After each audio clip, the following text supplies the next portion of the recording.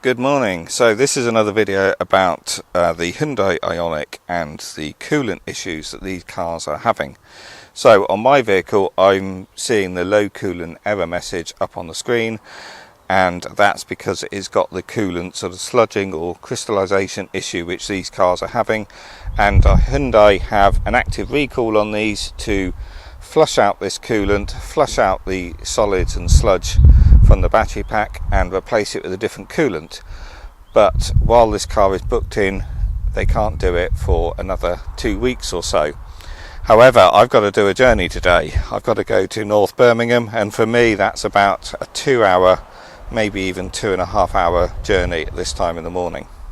So what I'm going to do today is try to make a video on this and try to monitor the temperature of the battery. So I've got my diagnostic scanner with me, and when I've got to my destination and the car's nice and hot and has been driving for about 2 hours, I'm going to have a look at the temperatures of the cells in the battery pack. And also on the way back I've got to do a rapid charge, so I'll be checking the battery out then as well. So I'll see if I can make a video on this, because I have my suspicions that this crystallization or sludging that the coolant is doing is all in the battery pack, because the rest of the cooling system on these cars is identical to the Ioniq 38, which has an air-cooled pack, and all these lines and the entries into the inverter, charger and motor are all in excess of 1 centimetre, so they're pretty big channels, and I think this crystallization is happening in the battery pack. I haven't looked at the cooling in the battery pack, but I suspect the channels in the battery pack are much smaller, much finer, and I think that's where the issue is happening. And this car has clearly got it, because I've got the warning messages, the low coolant warning messages, yet the coolant level isn't low. So my suspicion is that the battery pack isn't being cooled properly, and if there is this sort of crystallization, I think it's all in the pack, and therefore when you've got the problem, the water isn't being circulated around the battery pack properly, and potentially then you're going to have hot spots in the battery and sort of an overheating issue in the battery pack. But unfortunately I've got to do this journey today, and I've got to take this car. So that's the point of this video. I'm going to see if I can prove that my theory is right and look at the temperatures of the pack when I'm at my destination. So it's now 7:30. The outside temperature is 16 degrees today, and I had a look at Google weather, and today is meant to be a high of 21, so a much cooler day today. Yesterday it was actually 30 degrees here. It was a really hot day, and we were driving our other Ioniq, because regular viewers of the channel will probably know I've got two of these cars, both the same, both 2020 Ioniq 38kWh, but our other car has had this coolant change, so it doesn't have the issue. So we were driving that, we went up to Blenheim Flower Show, and it's about an hour either way, and it sat in the field in this scorching heat. And when we got back after an hour's drive, I plugged in my diagnostic scanner and looked at the battery pack, and on that the battery pack cell temperatures were all the same, and the highest temperature range was 29 degrees, so ambient temperature. So that battery was nice and happy. So that's what I've got to use as a reference. So when I'm at my destination, I'm going to see whether the pack on this is any higher than the ambient temperature, basically.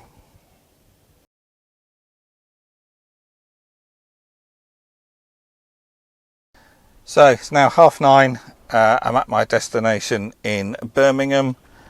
So let's get the scanner plugged in and see what the battery is like. And temperature is 19 degrees outside. So let's just get this scanning.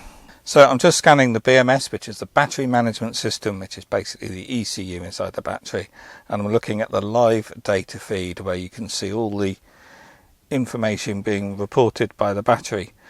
So state of charge is now 55%. So obviously I'm going to be doing a rapid charge on the way back as well, so that's when the battery is more likely to get hot, so I'll be looking at the battery again then. So the maximum battery temperature is 23 degrees and the minimum temperature is 22 degrees. So we're only 2 degrees higher than what the outside temperature is being reported there. And we can now look at all the temperatures of every module in the pack, and they're all 22 degrees. Module 4 is 23 degrees, module 5 is 23 degrees. So at the moment that all looks great. The battery is all fairly cool, and is with each module is within 1 degree of each other, and this doesn't do decimal points, so it's probably much closer than that. You know, this 22 could be 22.9 and this one could be 23.1. you know, it could be a very small fraction difference between each module. So there's just one other temperature down here I want to double check, but yeah, at the moment it all looks great. There's our battery voltages, they're all the same, so a nice happy battery pack. But there's another temperature down here which, when I looked yesterday, I wasn't sure what it actually meant. But anyway, we're looking at all the battery cells here, so they're all happy, they're all identical. Heat 1 temperature 18 degrees. Is that the one? No. Battery charger temperature 18 degrees. So they're all 18 degrees, right? Yeah, this one, battery LTR rear temperature 23 degrees. When I was looking at the other Ioniq yesterday in the hot temperatures, this one was much higher than the rest. But I don't know what an LTR rear temperature is. Anyway, if you know, you can write in the comments. Okay, well, at the moment this battery looks cool. It's all happy, so I'm happy with that. So I'm going to get on and do what I've got to do here. I'm going to be here for quite a few hours, so the battery will cool down. I'm then going to get back on the motorway, and I'm probably my battery's at 55%, so I'm going to charge right back down near Oxford. I'll probably go to the Banbury Instavolt charging hub because there's 30 odd chargers there.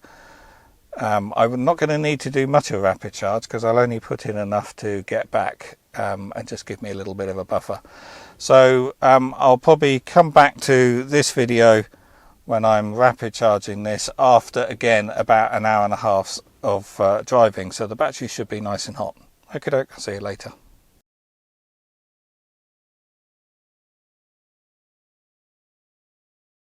So it's now 2:45 in the afternoon. I've left Birmingham and I've come here to the Instavolt charging hub at Banbury because there's 32 separate DC rapid chargers here. So my battery is at 28%.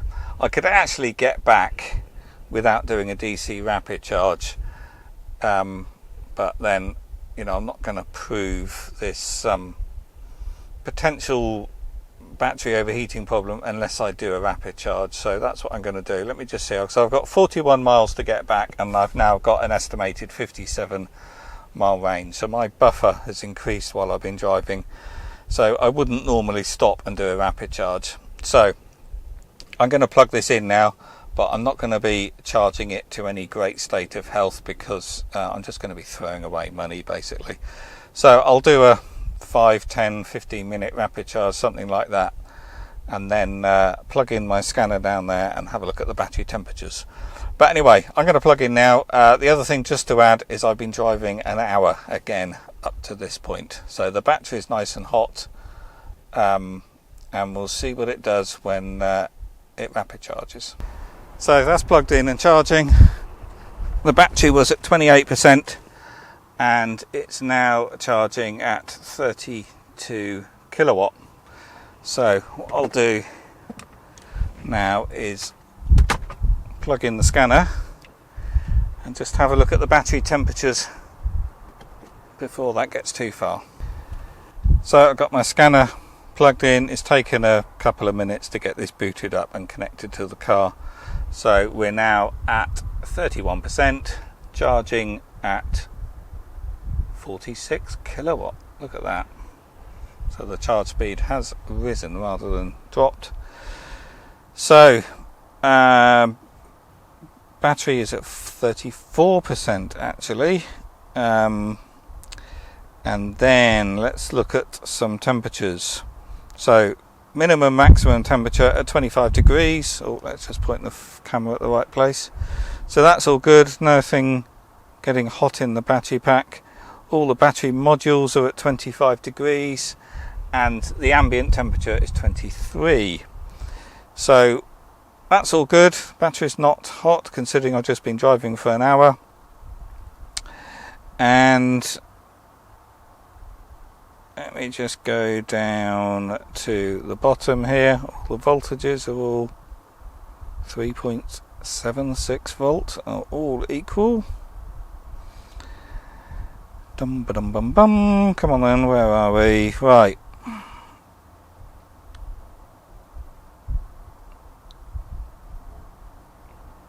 Heat 1 temperature 24 degrees.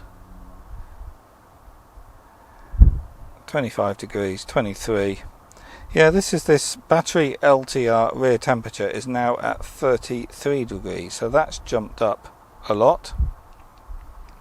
But I found that on our other one after driving it in the hot temperatures yesterday. So I don't know what that is telling us, what that is actually measuring.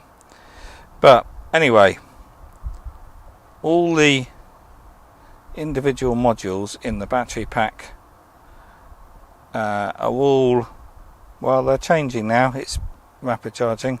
They're all just up to 26 as we look at it. So yeah, they were 25. So yeah, none are getting hot. They're all equal. What I'll actually do is I'll flick the bonnet and see if the water pump is running. So it's very difficult to tell. The water pump sits down there and there's another water pump down there. But anyway, I can feel a vibration on this hose. So even though you can't see the water circulating, I'm sure that water pump is pushing the water around, and I'm sure that is going around the battery pack. So yeah, at the moment that all looks happy. Thinking about this again though, I do wonder whether this water is actually being circulated, because I'm not seeing any bubbling or rippling at all in the coolant, and if this is being circulated around by the water pump, you'd expect to see the coolant changing, you know, because it's coming out of this bottle, coming around and coming back in. So you expect to see at least a bit of sort of rippling on the surface of the coolant where this is being circulated around. So the water pump itself is clearly spinning, but I'm wondering whether the coolant is actually being pushed around the circuit. But who knows? Very difficult to tell. So the battery is now at 48%, charging at 47 kilowatts, which is a lot higher than I thought these would do at that state of charge. So looking at the BMS, the battery is at 50%. Actually the display is now showing 49%. And let's have a look at our temperatures. So battery temperature is at 30 degrees now. The lowest is 29, and all the modules are 30 degrees now. So that's all okay. Nothing is jumping out and screaming I'm too hot. Let me just get down to the bottom here and have a look at those other temperatures. Heat to 1 temperature is 22 degrees. And battery charging, coupler temperature 32, 20 degrees, and this LTR is 32. So it all looks happy still. So the battery is now at 56%, and the charging's just dropped down to 43 kilowatt. And if I have a look at the BMS here, the battery's at 57%, and all the temperatures are at 31 and 32 degrees on all the battery modules. So yeah, it all seems perfectly fine. So what do I conclude from this? Well, in this case, it all looks okay. The battery seems to be cooling. However, I suppose the only true test is to really let this rapid charge up to 80-90% state of charge, and that will get the battery really hot. But I'm at 58% already, and I don't actually need to charge anymore. So actually I might as well, let's just sod the money, let's do a full charge. It's going to cost me a bit, but let's do that, and then I can monitor these temperatures.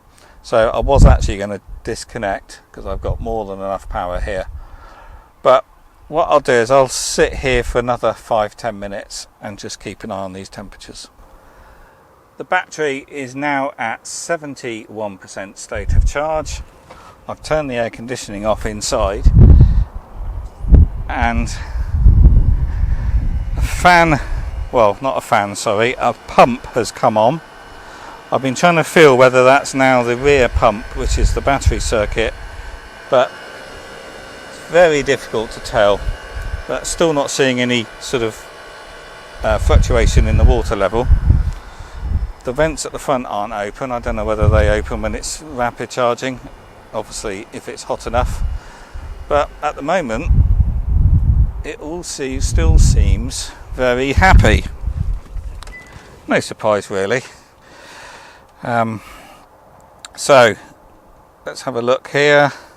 Let's just make this refresh. So battery's at 71%, and minimum maximum temperature 34 to 35 degrees, and all the modules are 34 35 degrees. So the temperature isn't rising particularly much. As to the maximum a battery can get in an EV when it's charging, I've just been looking at it on Google. It's surprisingly high. You can't get a definite answer because obviously every manufacturer is going to be different, but anyway, they can go up to sort of 45-50 degrees or more. Some of them a lot more by the looks of it. So as long as it's still below, by the looks of it, 45 degrees, then it's all okay. But in this case, this battery isn't sort of rising much more than 35 degrees. And obviously that's a lot hotter than the 23 degrees it is outside. And the charge rate, we're still at 37 kilowatt. So these cars don't charge particularly fast. I thought they charged at a maximum of 44, but this one was going up to 48. So I'm quite happy with everything. Everything looks good. So the car's now at 82% state of charge. I'm going to disconnect shortly. So let's just have a look at the final figures. So the car is actually at 80.5% charged, and the temperatures, the modules are currently between 33 and 34 degrees. So I'm quite happy with that. But to me, that proves that the battery is getting cooled adequately, because in this case I've done 3.5 hours driving, and I've been on a rapid charger now for probably half an hour. So if this battery wasn't getting cooled properly, or the circulation was a bit weak, or it was blocked completely, I would expect that battery to get hotter quicker than what it has done. So I think I've concluded that even if you've got a vehicle like this and you've got low coolant messages, and therefore potentially your coolant is crystallising, and I think that crystallisation is probably happening in the battery pack, the battery cooling is still working. Or certainly, maybe it's not working perfectly, but I think it's still working well enough that you would be safe to drive your car and rapid charge your car. Obviously I'm only looking at this particular vehicle, and I only saw the first low coolant message a couple of days ago, and this is the first sort of trip I've done after having that message come up on the screen. So who knows whether this car has actually got the sort of crystallization or sludging in the cooling system yet, but I would imagine it has, but maybe this one isn't so bad. But anyway, I'm quite happy that this battery is being cooled, and I'm quite happy now to drive this car while I'm waiting for this recall to be done, where Hyundai change the coolant and flush out any deposits from the cooling system, which is good really, because I've got a long drive to do on Friday. I've got to drive to London and I do need to use this car, so I'm quite pleased that I've had to do this trip today, and I brought along the scanner so I can keep an eye on what the battery is doing, and I've done a decent long rapid charge. So today, I know it's not very hot, it's now 23 degrees out there, but today I've done everything I can to get this battery as hot as I can by driving 3 hours on a motorway and doing a rapid charge, and the battery seems perfectly fine. Actually, while I look again, it's dropping. It is being cooled. We're now seeing 31, 32 and 33 degrees. So the battery is a degree or C cooler now than what it was a minute or two ago, even though we're now at 82%. So battery is being cooled properly. So I think that pretty much proves it. Right, I'm going to go and disconnect now, so I'll wrap this one up. So as always, if you found it useful, please do click the thumbs up button on YouTube. That really does help. Do subscribe if you haven't. I'll also put a link in the video description below to a playlist where you can see other videos I've made on the Ioniq, and there's other videos there on this cooling issue that these cars have. But for my sort of test on this one vehicle here, maybe it's not quite the major issue that it possibly seems, but who knows. Obviously, if you see the low coolant warning and your coolant isn't low, then you do need to get it into Hyundai dealer to have that coolant flush, because if there are deposits and sludging building up in your system, then you don't want to leave it, and hence why Hyundai have done a recall for this, because clearly it's something that does need sorting. So as always, if you get the errors, don't ignore it. Get your car booked in, have the recall done. It's free of charge. You will have to lose your car for a day, which is a pain, but anyway, Hyundai will sort it. And okay, that's all I've got to say on the subject. So I'm going to disconnect, get on my way. I'll see you on the next video.